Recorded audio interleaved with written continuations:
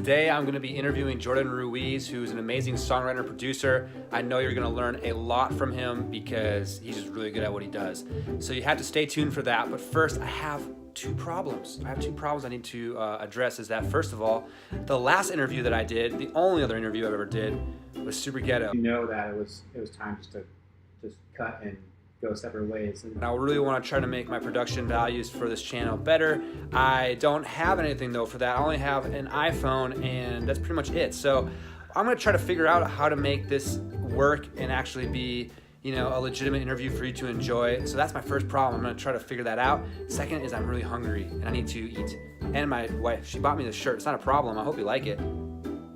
I kind of like it. It's kind of cool, all the little flower patterns. But all right, so follow along with me as we figure out how to get this thing set up so that when he gets here, he doesn't feel like he's walking into Ghetto Zone 2018.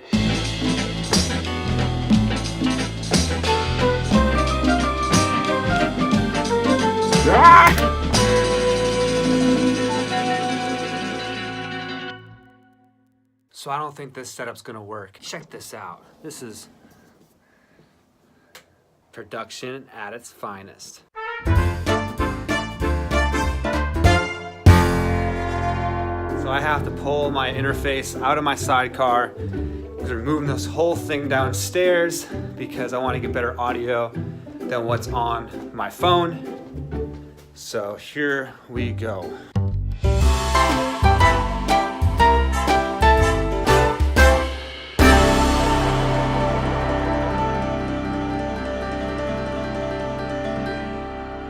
My thought process with putting the baffle behind that microphone is because it's a large diaphragm condenser. It's very sensitive. I don't have a shotgun mic or any lavalier mics, which would work really nice for a interview situation. So we're gonna have a lot of street noise coming because I live on a busy street. This is the best spot for light for the interview. And so I'm putting that baffle up just to kind of try to minimize some of the bleed that I might get from the street. I'm not gonna be able to get rid of it entirely, but just a little bit of extra protection. Cables are the bane of my existence.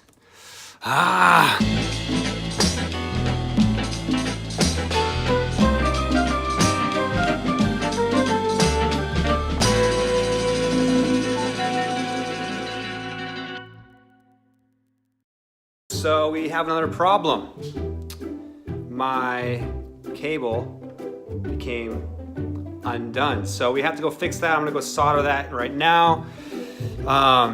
Yeah, so you actually get a little bit of a bonus here. So we have not two, but three problems. I need to figure out how to do this interview.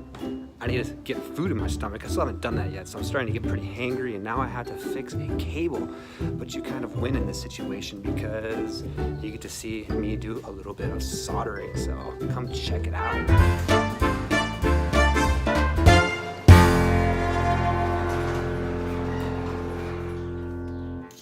Soldering station is a mess. So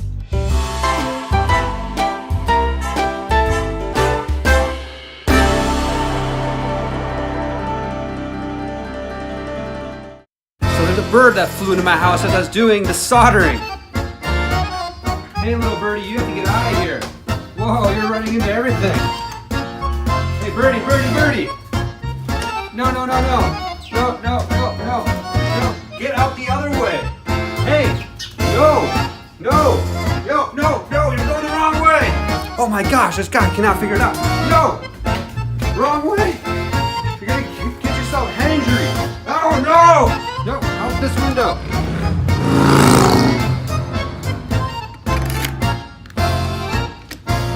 This has turned into an action movie. Bird, you have to get out of here. Fly out the window. Woo!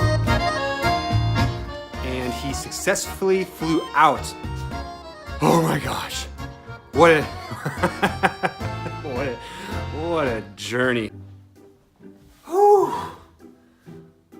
What an adventure. I was not expecting to try to set this thing up would turn into, you know, having to solder a cable and then chase a bird out of my house.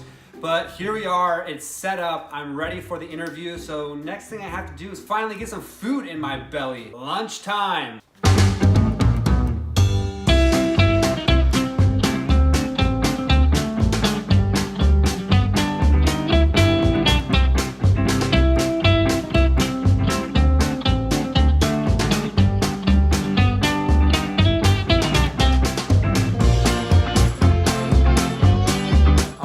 lunch was called the potato shashuka or something like that. I have no idea. It looks really good.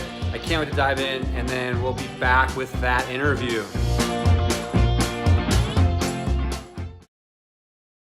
Jordan Ruiz. I guessed right. I knew it was either this one or it was one over there. But I guess this one.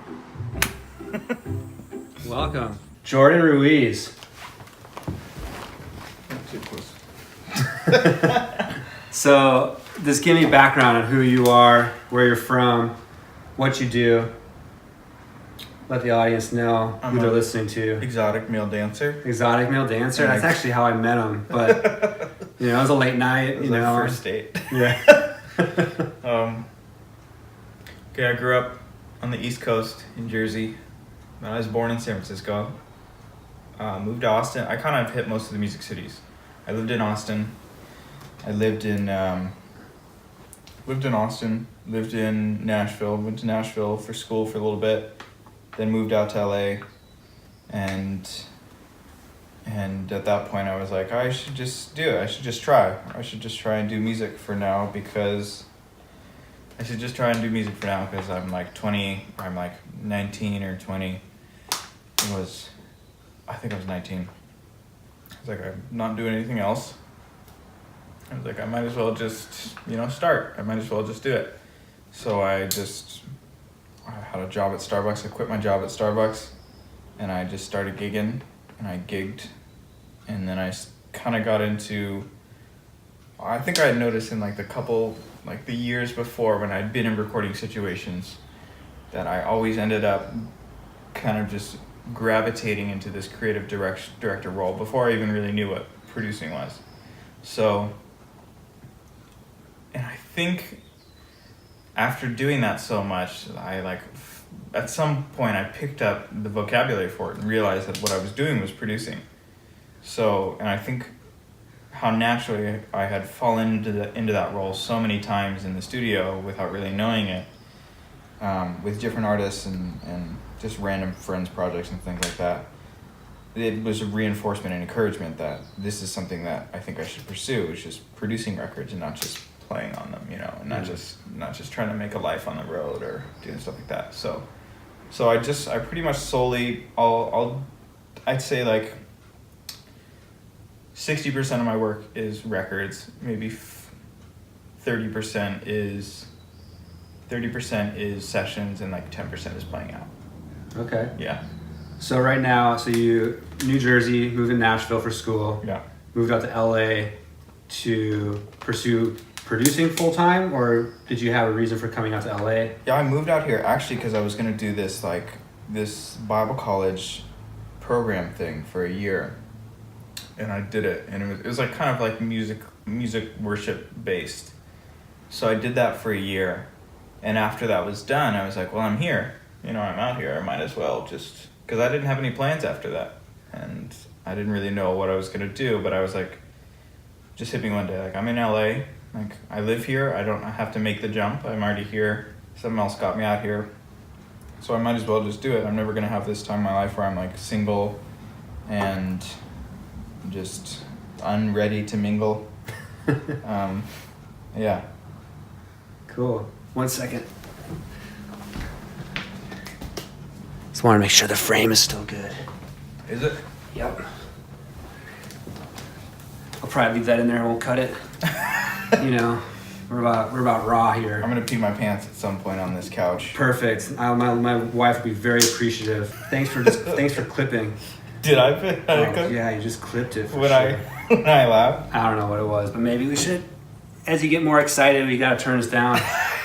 All right, so. You get too excited. Yeah. So all right. I wanna move into You go to LA, do Bible college, and you're here, you're producing full time. Yeah. You're gigging out a little bit, you have your own music, which is awesome. If you saw the video a couple days ago, you'd see a quick clip of him playing live. With a link down below. I'll leave another link down below, so you should definitely check his music out because it's awesome. And I want to go back to producing, and you figured out the language of producing. I think that a lot of times what I've discovered is that people think producing is just, making beats and, that kind of stuff. But I really want to know your thoughts on, as being in that role, what really is the job of a producer from your perspective? I was just reading an interview with somebody. I can't remember who it was. It might have been Brian Eno or someone. He was asked like, "Oh, what does a producer do?" And he was like, "Honestly, I have no idea." And I think especially, the advent of home recording, it has changed the definition so much too that, by kids in their bedrooms who are making beats, they call themselves producers, and I guess that's like kind of a thing because there's no bounds. I think there's definitely like a couple different breeds in a way. There's like the beat maker, like the guy who's like selling a track to an artist to top line it, and that's his involvement. He's not like working with a songwriter per se. He's just like selling grooves and beats and production that he's done in his bedroom or whatever. So I think there's that thing, and then there's kind of the like, at least on the other side of the spectrum, there's like the artisty, like working with songwriters one-on-one, like walking through the whole process with them, like in the studio playing everything, or bringing in players, like have a network of players, and I think it pretty much, the divide is not super clear, but I think it falls to the side of like hip-hop, rap, pop, and then pretty much most other genres will fall into like I think that's where the divide is. I'd say a lot of beat makers and a lot of producers that aren't very hands-on fall into like pop categories, pop, rap, hip-hop, and then like the like R&B, soul, and a lot of singer-songwriter and folk and rock records. That seems to be the era. It seems to be the places where there are still like producers who are walking through the whole process with a band. And I can't really say one is better than the other, but I'm definitely not a beat maker. Yeah. Like I think I prefer to be like along for the ride, Yeah. That's kind of where I sit, I think, as a producer on the spectrum. So what would you encourage somebody if they're watching this, and say they're young or old and they're thinking about producing? Say they're a musician and they've been getting in, they've started doing their own recordings, they're thinking, I want to start working with other artists. Kind of what would you tell somebody getting into it? Whether it be like, beware, or these are things you need to know. Beware. These are the things you should don't do it. This isn't worth it. Yeah, it's like, or like maybe even just like a couple things that you've learned throughout the years of just doing this, and that you've found to be very, very invaluable, that you wish somebody would have told you in the beginning, or maybe just you get it. Oh man, I feel like so many times my philosophy of like how to get better at things is so like oddly zen. So I'm like, kids will ask me like, how do I write better songs? I'm like, I don't know, just like do it. I think there's this great Ira Glass video where this guy named, I think his name is Ira Glass. He's just talking about the gap between taste and ability, and he says like, you have like, you get into the game because of your taste, and for a long time when you're creating things, you kind of know that there's this gap between your taste and what you're creating. Like, your taste is killer, like you can tell whether something is good or bad. You've got talent and perspective and taste, which I think is like selective. I don't know if everybody has that. And so for a long time you're creating stuff that you're like, I don't feel like this is good. I don't feel like this is where I want it to be. And a lot of people just get to that point and they quit.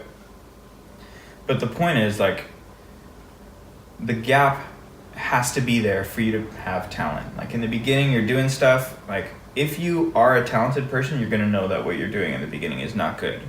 So I think for the people who want to do creative work, you just have to fight through the gap. You basically just have to put yourself on, and this is like almost verbatim what he says in the video. He says, like, you just have to put yourself on a schedule. Like, every week I'm going to do this much of this. I'm going to write this many stories. I'm going to finish this screenplay within this amount of time.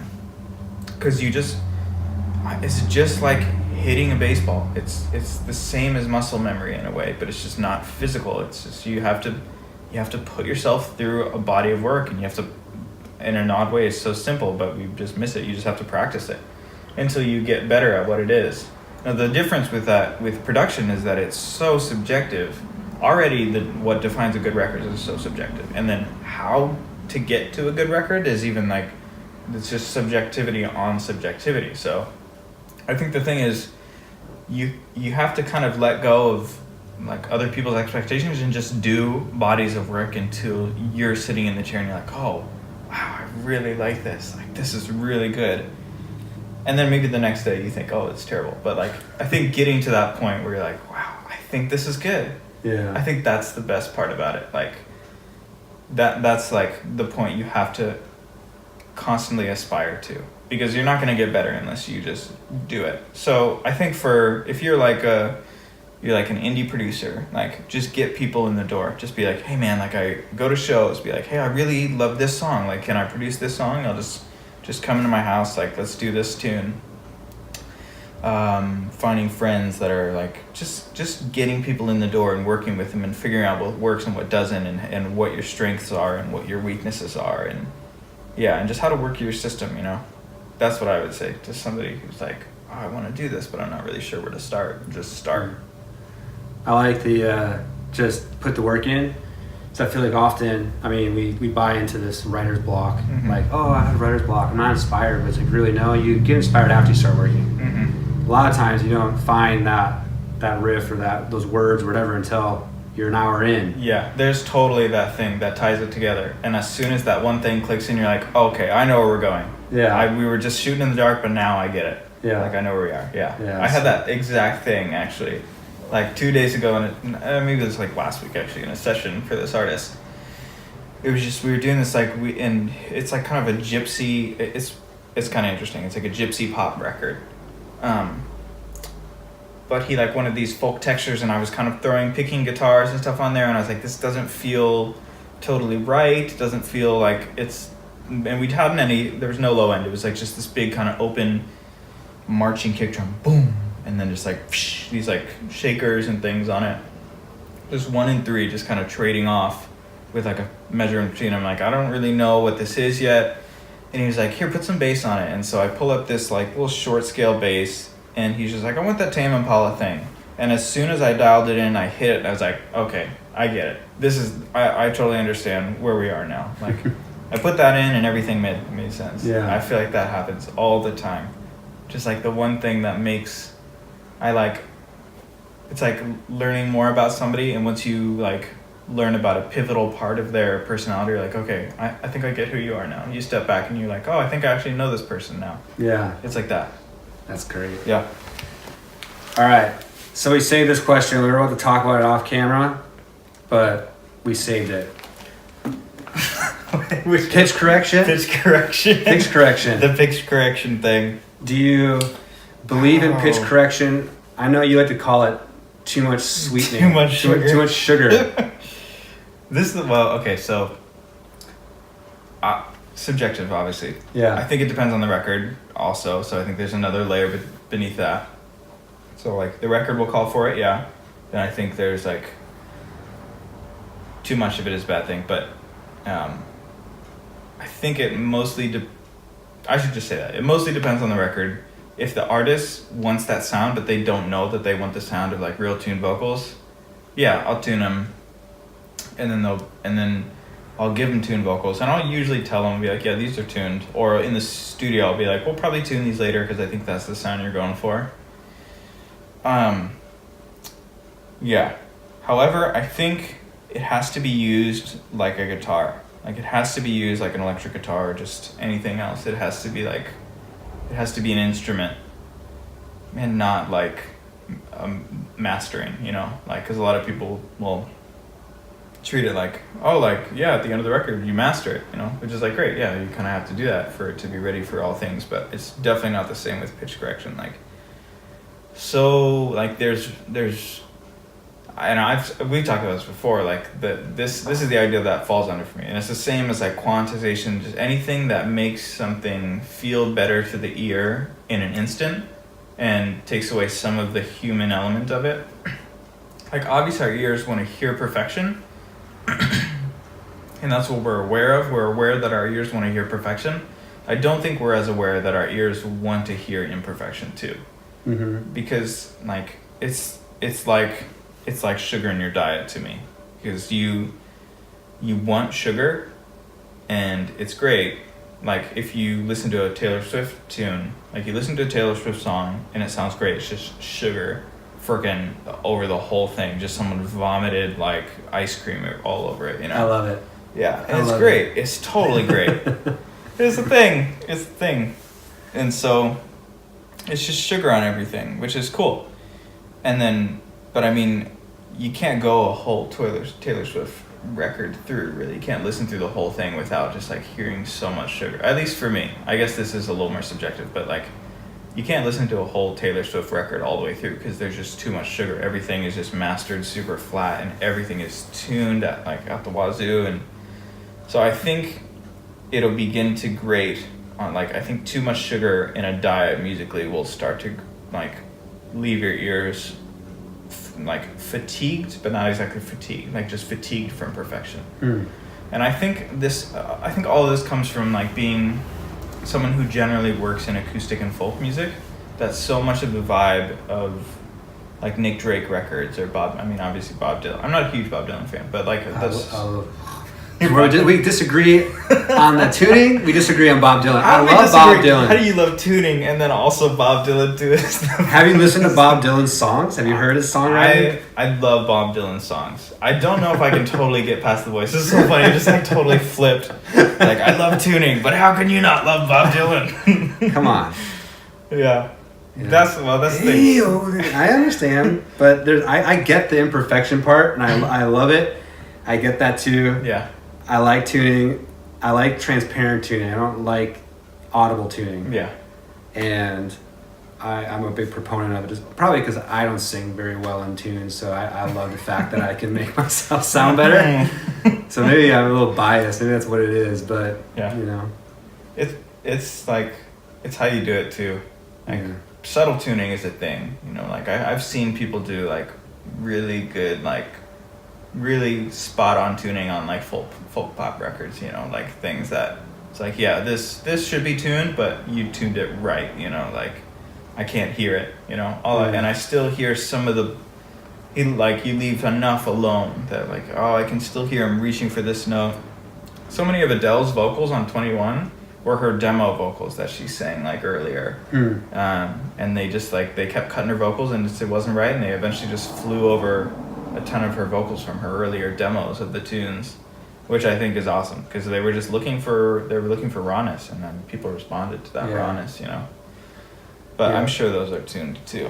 So just by someone who touched it perfectly. Well, that's what I think it is. It's when I was taught to always leave scoops and drifts alone. It's just the notes in the melody. So like when they're scooping up, that's untuned. So that way it stays imperfect, and then it just hits that right. It'll just hit the note and then it drifts off. If it falls somewhere, totally. But it has to like touch it, basically, is the way it'll do it. Like if you were to be able to play the melody on a keyboard, you want that melody to be represented with the right notes in the vocal, but everything in between it you want to keep untuned, untouched, so all that imperfection you're looking for, or like the character of the voice, is still there. Because I feel like you do too much to everything, then you do lose the character of the singer, and all of a sudden now they don't really sound like them. You know? And it just sounds robotic. I'm not sure how people can pick it up, and how I don't know how, like, you know, wary people are to it, which I think they're not very worried to it now that I think about it. But, you know, I guess there's people out there that are like, this sounds tuned. But most people, I think, when they say auto-tune, they think like T-Pain. Yeah, they think like the audible effect of auto-tune. But remember that Super Bowl commercial with like the guys? I don't think I actually saw that one. I don't watch the Super Bowl very often, so. Yeah, me neither. Maybe it's only on once a year. I'll find it, and then I'll put a little link to it, and then we can watch. Thanks for watching. Here's the Super Bowl commercial. Yeah, go check that out. Auto-tune. Pro Auto-tune. Check out this awesome auto-tune, guys. So, all right, we've touched on that. I got a question for you. As somebody who, because you're more folk, more indie. kind of producer, which I appreciate. Actually, I'm more that way. I love pop music and I love all that, but I am in my heart, my heart is in the dirt. But The dirt. do you think that the future of music, because I don't know if anybody else heard this, but apparently iTunes is going to be shutting down their buying and downloading of songs pretty soon in 2019. Mm-hmm. Do you think that the album or singles, as an artist, like somebody who wants to, do you think it's better for an artist to be more conscious of maybe finishing singles and releasing singles, or thinking about writing collections and bodies of work? Yeah.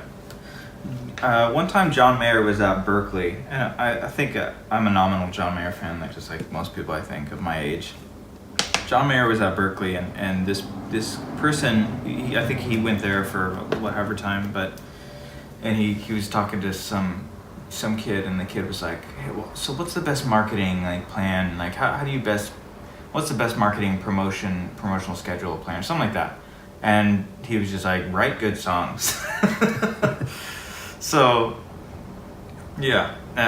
So I think before anything, I should preface with the idea that like people get so caught up in, well, what should I be releasing? Like, how should I be releasing it? But I think there's that, but before any of that, just like write good songs. Just focus on your craft, because there's so many artists in LA that are like pushing and just like doing the Instagram thing so hard, and they're promoting and they're just hitting you up with invites all the time, and you're like, oh my gosh, like I'd come if you had better songs, like it doesn't feel like this person sits in their bedroom every morning and like tries to crank out a good song every day. They feel like they're more aware of their promotional campaigns, So I'll preface with that. But and there's a little bit of fear in me that's saying that the album is dead, which I think in some ways it is, because like people aren't buying records really now. They're streaming playlists. I think that's playlisting is like Spotify is the new radio, So I think if someone wanted to be really economic about it, or really practical and economic about it, they'd say, I'm not going to do an album, I'm just going to do records or like singles, I'm going to do like EPs or something like that. So if that's small, which I can totally understand that. I can understand people doing that, because that's like even how the labels are finally catching on to that. They're like, no, we're not going to spend, $60,000-$70,000 on this mid-level pop artist to do 10 songs where one's only going to get listened to, or maybe they're throwing a bunch of stuff at the wall or whatever. But yeah, I think it's kind of faded in and out in time too. Like the album has decreased and increased in marketability over the years. Because people used to, singles were huge, like in the days of like flat, like pressed vinyl. Like people had the little 45s. Mm-hmm. Like that was a thing. People just had singles, and someone would come out with a single, like, and everyone would want it. You remember in that movie, Oh Brother, Where Art Thou, where that I'm a Man of Constant Sorrow, and everyone wants the single of it, They press that one performance, and then it's all sold out, everyone wants it. It's like that. It's like everyone, like, singles were selling huge, and then I think through, like, the,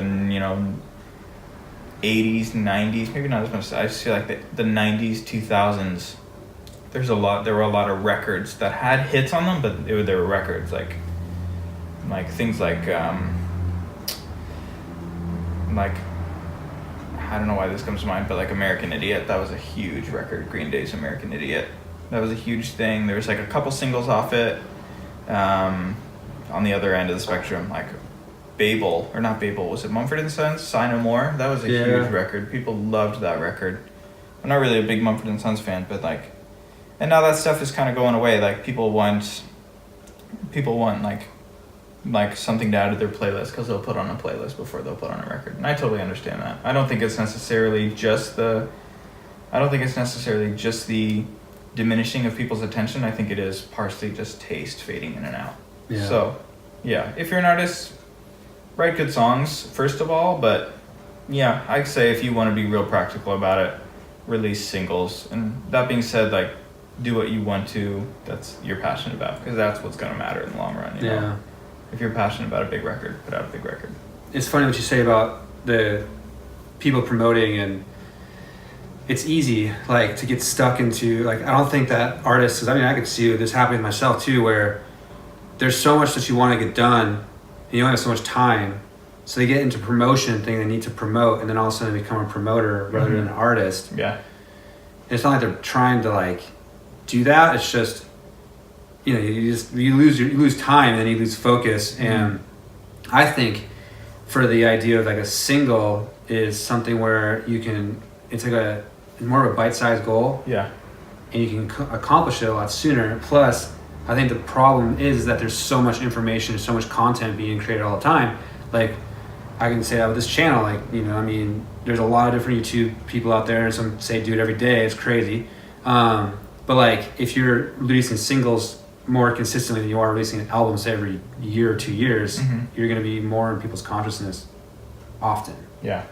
And you might be able to release a few songs that aren't as necessarily as, you know, great. And it goes back to the practice where you're actually practicing, you're actually doing what you're supposed to be doing instead of just writing for a month and then recording and then promoting for a month or a year and a half or however long. So. Yeah. I think wearing a lot of hats as an artist can really distract from like just being an artist, which is hard because that's all indie artists now are wearing all the hats. Yep. It's not an easy thing. Yeah. It's like, you know, there's so many skills that need to be learned beyond just writing a song. Now it's like, you know, there's an art to social media, and just pounding the pavement and being like, hey, come here and do this isn't really the at least in my opinion, the right way to do it. Yeah. It's like you have to take the creativity. I'm learning with this. Like, this is my second video, it's gonna be documentary style, and so I'm learning. I don't know anything about this. I'm just throwing stuff at the wall right now. But thanks for being part of this ongoing social experiment.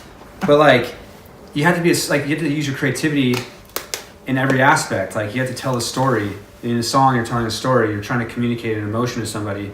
And then in promotion or whatever, it should be the same thing. You should be giving something of value to somebody to where they're getting it and going, not feeling like, you know, it's like somebody was saying the difference, like to do social media well, if all you're doing is posting stuff about yourself, then it's narcissistic. If you're posting stuff that people are actually learning or gaining or being entertained or they're receiving something on the other end of it, then that's like, that's good. Like, you're actually giving. It's more balanced approach to promotion. Yeah.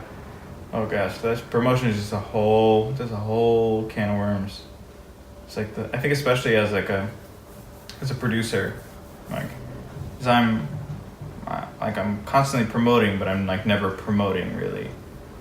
Like, I think we've actually talked about this before. Like, how do I promote myself as a producer, which is like not an artist per se, but I'm a business that's selling a thing. I'm selling something to other businesses, you know, like they're investing with me. So, and we talked about this. I think this, once I put my finger on it, once I said it, when we were hanging out that day, I was like, oh, this makes sense. Like, in the course of time, in the course of friendship and civility, like when you're interacting with other humans in the world, like, they're gonna ask you what you do. You know, they're gonna ask you, what do you do? Like, what do you do for a living? Like, what are your, like, that stuff is just gonna come up. And when that stuff comes up, then like you've laid the groundwork of just having normal friendship, and you haven't shoved your business card in somebody's face after meeting them for 5 seconds. Like, then it's like, then you get the opportunity to make, like, not your pitch, but your statement about yourself. You're like, this is what I do. I am a music producer. That's all I do. I produce records. I really love producing records. Like, they'll give you the opportunity to state it, you know, just in the normal course of it. And then the more, if you make that pitch confident and you like believe it, which you should, if you're gonna, you know, do it, that will, like, that interaction times 100 will result in someone being like, oh, you know what? I met this other guy who said he was a music producer, and I checked out his stuff, and of course you have to be good, but like, I checked out his stuff and it was cool, and my buddy needed to do a record, you know, and so I'll send him to this person. Like, that organic interaction, like, the whole thing was organic. Nothing was forced. Nothing was like heavy-handed or anything. It happened. Like, they allowed you to make your pitch, you made your pitch, and then after so long, you know, Murphy's Law, someone is gonna feel like you're the right person to do it because you've either told them or they've told their friend about you or something like that. So I feel like that's my world of promotion, you know, like my world of promotion is just like looking people in the eye and telling them what I do, and just beyond that, just like being a normal human, you know. Yeah, I feel like being, I don't know, that's my style. Some other people do it different ways too, though. Being a normal human being. I like that. Be a normal person. Yeah, just be human. I think there's a lot of nuggets. I'm going to make this guy do it musically. And if anybody out there knows what it is, you'll know that it's a platform that most people assume is just for preteens. But I think it's a really fun platform for anybody. For post-teens. For post-teens. I think I'm gonna bring it into that world. That's actually my goal for all of this, is just to make Musically bigger platform for older people. Thanks for watching. Subscribe to Musically. Yeah, and so we're going to make one. I don't think I'm going to be able to post Musically on here because it's going to be using music that I don't think I would have a license to release here on the YouTube channel. So I might post the video without the audio, but then leave you a link to be able to go check it out on a different platform so you can actually hear it. He doesn't know what Musically is, so he's going to find out here pretty soon. But Jordan, I appreciate you taking the time to come and just talk a little bit about, you know, what you do, production, and your thoughts on it. I think it's super valuable to get other insights into how this works, because it's art form. At the end of the day, it's all art, and however you do it is the way you do it. And that's, you know, there's no wrong way. There are definitely things that you should know that'll make your life easier and make it more accessible to people to hear. But at the end of the day, it's just about doing it, having fun with it, and just trying to create art. Thanks for having me. Absolutely. I feel like a grandpa. I didn't even think this was the right. Let me try and find a different. How do I go back to? What am I doing? Are there any hats in this house? What kind of hat do you want? Like a hat that looks like I put it on my head.